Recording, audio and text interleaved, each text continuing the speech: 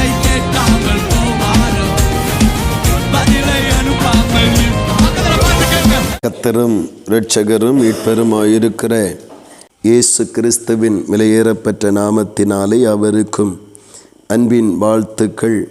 தேவன் தாமே நம் ஒவ்வொருவரையும் ஆசீர்வதித்து இன்னும் பலப்படுத்துவாராக.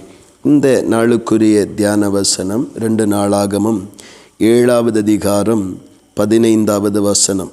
இந்த ஸ்தலத்திலே செய்யப்படும் ஜெபத்திற்கு என் கண்கள் திறந்தவைகளும் என் செவிகள் கவனிக்கிறவைகளுமாய் இருக்கும் என்று ஆண்டவர் சாலொமோனுடைய ஜெபத்தை கேட்டு பதில் கொடுப்பதை நாம் காண முடிகிறது.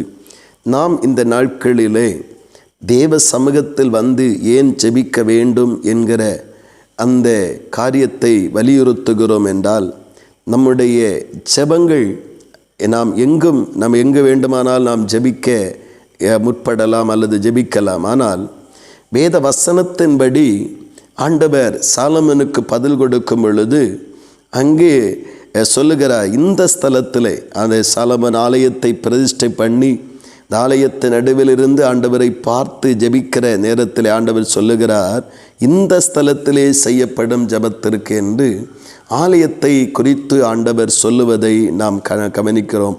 ஆண்டவருடைய நாமத்தினாலே இன்றைக்கு ஜெபிக்கிற தேவ பிள்ளைகள் தங்களுடைய தனிப்பட்ட ஜெபம் அல்லது குடும்ப ஜெபம் எல்லாம் நம்முடைய வீடுகளிலே வைத்து கொள்ளலாம். அதை தாண்டி தேவன் நம்முடைய காரியங்களிலே ஜெயத்தை உருவாக்க, தேவன் நம்முடைய காரியங்களிலே விடுதலையை கட்டளையிட சமயங்களை ஒதுக்கி தேவ சமூகத்திலே அமர்ந்து ஜெபிக்கிற, தேவ ஆலயத்திலே வந்து ஜெபிக்கிற அந்த பழக்கம் யாருக்கு உண்டாகிறதோ அவர்களுடைய விண்ணப்பத்திற்கு கர்த்தர் பதில் தருகிற தேவன். இதே இந்த சாலொமோனுடைய காரியங்களில் மட்டுமல்ல, தேவனாகிய கர்த்தர் அந்த புதிய ஏற்பாட்டிலே அன்னாள் என்று சொல்லி ஒரு 83 வயதுடைய ஒரு தாயார் தேவ சமூகத்தில் இருந்து இரவும் பகலும் ஆலயத்திலிருந்து ஜெபம் பண்ணி கொண்டே இருக்கிறார்.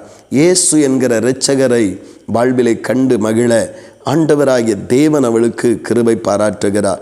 நம்முடைய வாழ்விலும் தேவ சமூகம் என்பது நாம் ஆராதிக்கிறதற்கு மட்டுமல்ல, நம்முடைய வாழ்வின் எல்லா நிலைகளையும் ஆண்டவரிடத்திலே சொல்லி தேவ சமூகத்திலிருந்து ஆசீர்வாதங்களையும் நன்மைகளையும் திருப்பிக் கொள்ளுகிற இடமாகவும் இருக்கிறது. அங்கே சாலொமோனுக்கு சொல்லுகிறார், இந்த ஸ்தலத்திலே செய்யப்படும் விண்ணப்பங்களுக்கு ஜெபத்திற்கு என் கண்கள் திறந்தவைகளும் என் செவிகள் கவனிக்கிறவைகளுமாய் இருக்கும் என்று சொன்னது போல நமக்கும் சொல்லுகிறார்.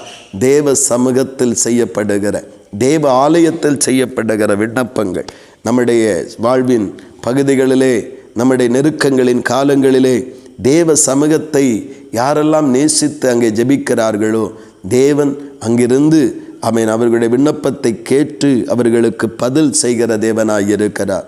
நாமும் நம்முடைய வாழ்விலே, நம்முடைய தேவைகளிலே ஜெபத்தினால் நன்மைகள் உண்டாகும் என்கிற நம்பிக்கை இருக்குமாயின் தேவ சமூகத்திலே வந்து, தேவ ஆலயத்திலே வந்து ஜெபிக்கிற பழக்கத்தை நாம் அதிகப்படுத்தி கொள்ளுவோம்.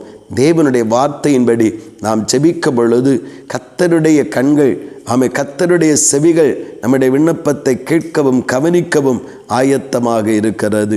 ஆண்டவர் உடனடியாகவே பதில் செய்வதையும் நாம் காண முடிகிறது. இதை நாம் பழக்கப்படுத்தி கொள்ளுவோம்.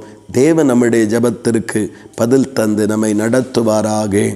ஆமேன், ஆமேன். ஜெபிப்போம். அன்பின் பரலோக பிதாவே, நல்ல இந்த காலை நேரத்திற்காக ஸ்தோத்திரம் தகப்பனே. தேவனே, உம்முடைய கிருபைகளை நினைத்து நாங்கள் உம்மை துதிக்கிறோம் அப்பா. எங்களை தெரிந்தெடுத்த தேவனே, நாங்கள் உம்முடைய ஆலய பிரகாரங்களிலே வந்து தேவ சமூகத்தில் அமர்ந்து ஜெபிக்க வேண்டும் என்று கர்த்தர் அதிகமாய் நீங்கள் விரும்புகிறீங்கப்பா. தேவனே, எங்களுடைய தனி ஜெப நேரம் அவசியம், எங்களுடைய குடும்ப ஜெப நேரம் அவசியம். ஆனால் எங்களுடைய வாழ்வின் பிரச்சனைகள், சிக்கல்கள் நீக்கப்பட ஆலயத்தில் வந்து ஜெபிக்க வேண்டும் என்று கர்த்தர் விரும்புகிறீர். தேவன் தம்முடைய பரிசுத்த ஆலயத்தில் இருக்கிறீரே தகப்பனே, அங்கே ஜெபிக்கிற ஜபங்களுக்கு உமது கண்கள் காண்கிறவைகளும் உமது செவிகள் கவனிக்கிறவைகளுமாய் இருக்கிறபடியாய் ஸ்தோத்திரம் செலுத்துகிறோம். ஆண்டவரை சாலமோனுக்கு கற்றுக் கொடுத்தது போல எங்களுக்கும் கற்றுக் கொடுக்கிற தகப்பனே, நாங்கள் தேவனுடைய ஜெயத்தை பெற்றுக்கொள்ள தேவ சமூகத்தில் வந்து ஜெபிக்கிற பழக்கத்தை இன்னும் அதிகப்படுத்தி கொள்ள கர்த்தர் எங்களுக்கு உதவி செய்யும். அப்படி நீங்கள் செய்கிறபடியாய் ஸ்தோத்திரம், கர்த்தரபடி இறங்குகிறபடியாய் ஸ்தோத்திரம்.